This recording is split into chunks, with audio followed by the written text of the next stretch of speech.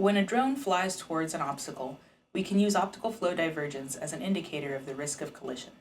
OFD can be estimated by using a pair of angled optical flow sensors. However, the estimation algorithm will generate incorrect values if the sensors are not seeing the same flat obstacle. To avoid this, we introduce the concept of a fictitious wall, a virtual static wall perceived by the sensors when the sensors are actually looking at the surrounding features.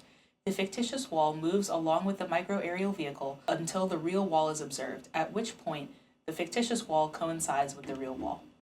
We built an extended Kalman filter to estimate the location of the micro-aerial vehicle, the fictitious wall, and the velocity of the micro-aerial vehicle.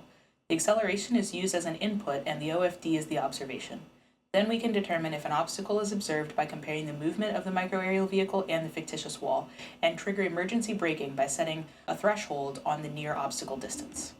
The laboratory and field tests are shown here.